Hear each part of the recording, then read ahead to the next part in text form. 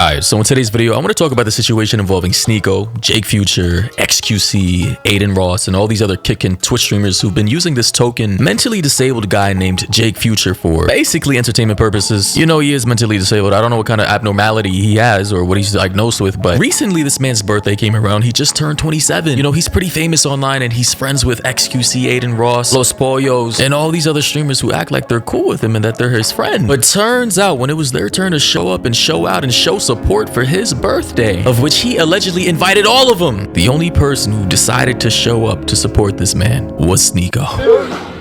Tommy, how come you didn't come, bro? Tommy, he sent you the invite. I got the same flyer. You didn't come.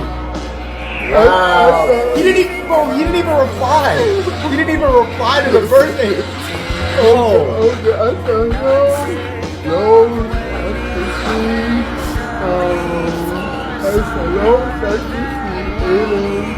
None of them came?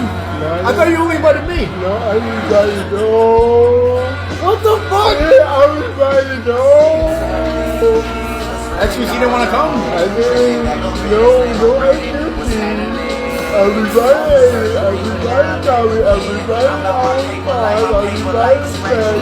No way, bro. Show me.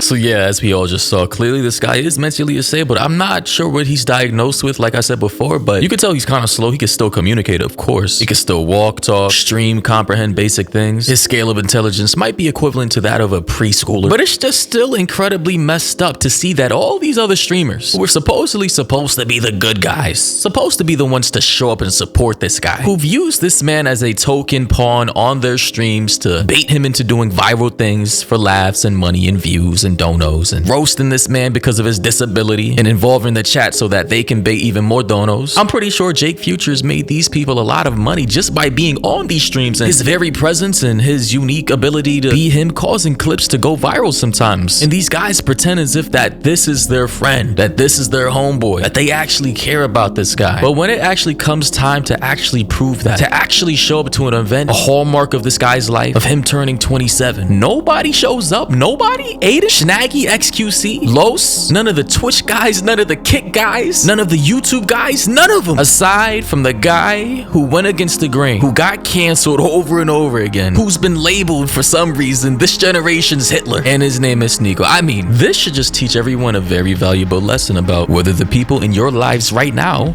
actually care about you. Just got back from Jersey. That wasn't that bad of a drive, about 40 minutes. And my assistant's saying not to say this, but I have to say it. That blew my mind, seeing no streamer not only not show up, because I understand it's in, you know, it's out the way, but not even respond to his birthday invite.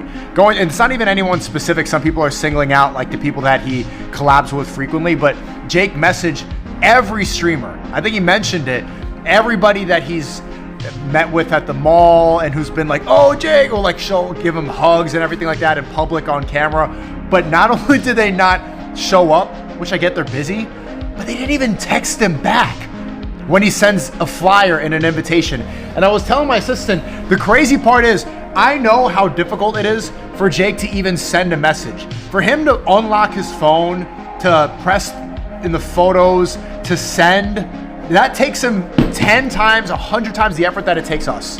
And that's a small inconvenience of our life, sending a text. For him, it's genuine effort. It's not as easy for him to do it as us. And the fact that not only was Sneako the only one to actually show up to this man's birthday party, but for him to actually acknowledge this man's disability and to highlight the fact that it really does take him an exponentially more amount of effort to text everybody like that with his disability. Like, I've seen this man's streams. I've seen him try and use his phone with his virtually crippled hands. I mean, for this man to actually pull out his phone, type one sentence in, and try and send it off to everybody else on his contacts list is damn near like rocket science to him. And all his alleged friends, his streaming buddies, who definitely do follow him, so they definitely got the DM and the notification. The fact that they didn't even take the time to respond back and say, hey, I'm not gonna be able to make it. Sorry, Jake. We can do something afterward. I'll take you out to eat. We can go party somewhere or relax on a different day. I mean, it just goes to show you just how much these people really only see this guy as a token disabled guy they can use as a pawn for their streams for entertainment so that they can bait donos for their chat to send money in to roast this guy. I mean, it's kind of evil when you think about it. Right?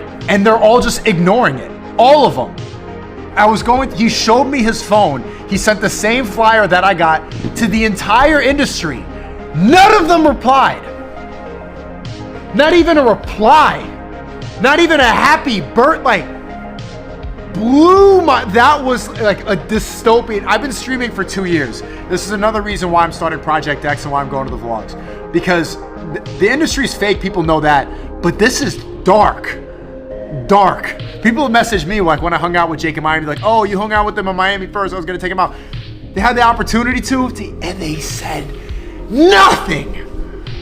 This is a evil world we live in. See, this is why I have to acknowledge that me and Sneako may not see eye to eye on all the opinions that he has, the way he views the world, his politics, or his religion and the things he believes in. But when it comes to specific types of situations with personal relationships, that is one thing I can commend Sneako for, because at least he's not fake. I mean, the man, as far as I can see, tends to try and keep it real. Like, bro is literally a ride or die, even if the ship is sinking. I mean, case in point, Andrew Tate. Mans was being persecuted by the entire world, and Sneako, regardless of the situation, decided to stick by his side. Whether you believe that was dumb or not, shows that he does have a strong sense of loyalty. And now in this situation, it only proves it again. Sneako doesn't need Jay. Sneako didn't have to show up to this party, and he certainly could have used them for stream entertainment and dono bait like XQC and Nathan Ross and Loss and Snaggy and all these other guys. Like, that shit's just fucked up to me. Like, and here, as we can see, for more proof, like, it's actually kind of funny and sad at the same time. Sneako was the only one, aside from the staff there, who actually showed up to this man's party. Like, bro, man's actually rented out a whole venue for this party for all these streamers to show up, and they didn't show up at all. They didn't respond to the messages. They didn't acknowledge him. They just left that man not even on red. They probably just didn't even open the fucking message up. Like, bro, the level of disappointment Jake Future and Sneako must have felt when they were the only ones to actually show up for this thing must have been insane. Like, this just solidifies my belief that, yeah, most content creators are fake as fuck, which is why I'm not really friends with any of them. Yeah, sure, there's a few of them that I'm cool with, but I'm gonna be so real right now. I'm not here to make friends, and I am not interested in making any friends with any content creators and any industry folks, because all of them are fake as fuck. All of this is for money. Let me keep it a bean. These people solely do this for money and views. I started out this shit because I wanted to share my opinions with the world. I was inspired by people like David is Gaming HD, Rad Does Banter, PewDiePie, Destiny streamers like Nkooch, Hutch, and various other content creators back then when I was in high school who weren't even really making any money off of this. It was just for fun. And now it's a business. Times have changed. And the people that you see on stream right now who are collabing with each other all the time, who act like they're friends, who seem cool and buddy-buddy, bro, in real life, behind the cameras, off stream, they don't really mess with each other. They don't really like each other, but they understand there's a beneficial partnership in collaborating and merging audiences. So as long as everybody understands that, content creators, the suits, the viewers, the execs, and everybody else in this sphere, then cool. But let's not pretend that if there wasn't any kind of beneficial business relationship between all these people and they couldn't use each other for views and money, that they would actually be friends and talk to each other outside of all of this. Anyway, you can send more video topics. All links are down below. Discord, Instagram, Twitter. You already know what to do. And until next time, everybody, stay safe out there.